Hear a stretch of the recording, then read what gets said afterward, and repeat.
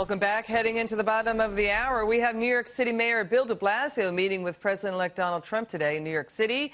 The mayor addressing his concerns about Trump's immigration policy. However, the mayor's remarks afterward, it's unclear as to whether he understands Mr. Trump and what he wants to do in deporting illegal immigrant criminals. Now, we've got a report from the Migration Policy Institute. It goes right down the middle of the road, this institute. It's saying there's 820,000 unauthorized immigrants in the United States, convicted criminals. They've been convicted of all sorts of crimes. Look at the breakdown.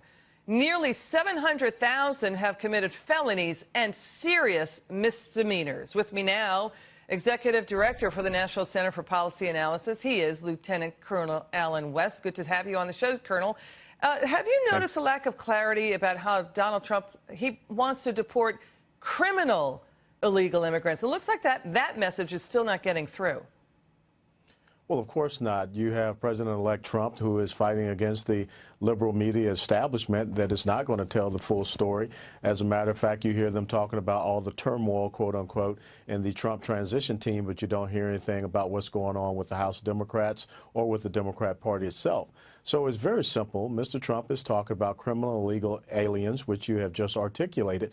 And what mayor, what leader, what police chief would not want to see their constituency completely and totally protected? Consider the fact that you just had the mayor of San Francisco come out and say that he is going to continue to maintain his city as a sanctuary city in the face of what happened with Kate Steinle. That's a slap in the face to the Steinle family and what they had to endure with someone who should not have been in the United States of America, had previous criminal activities that were not turned over to the federal agents, and he was allowed to roam the streets, and unfortunately, an American woman lost her life because of that. You know, Colonel, we're hearing, to your good point there, hundreds of stories, similar horrific stories of families whose loved ones have been killed by illegal immigrants. They're convicted and then they come back in. And to your point, we are hearing various mayors of sanctuary cities saying they will fight Donald Trump's plans. Can they do that?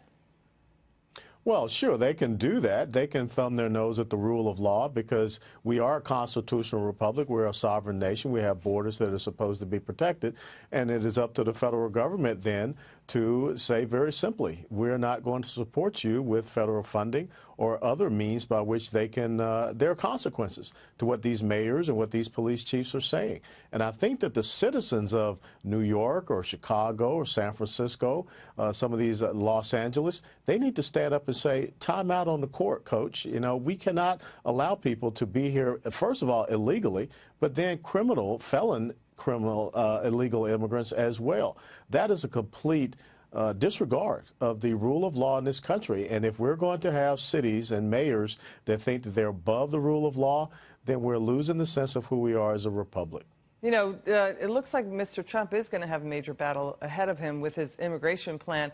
But it seems to me and our team here, just watching this coverage, sir, that the information is just not getting out about how criminal illegal immigrants are being deported, then they come back into this country. And we have, you know, certainly countries in Europe deport criminal illegal immigrants.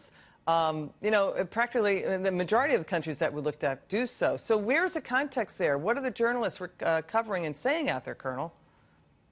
Well, I think, again, you see people that are more so concerned about an ideological agenda item instead of being concerned about the undermining of this country and its rule of law. And again, we're just talking about one aspect with criminal illegal aliens.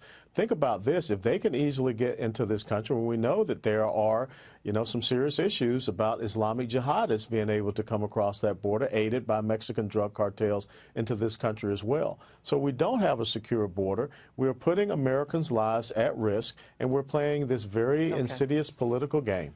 All right, Colonel West, thank you so much for your time. Come back on the show. We love having you.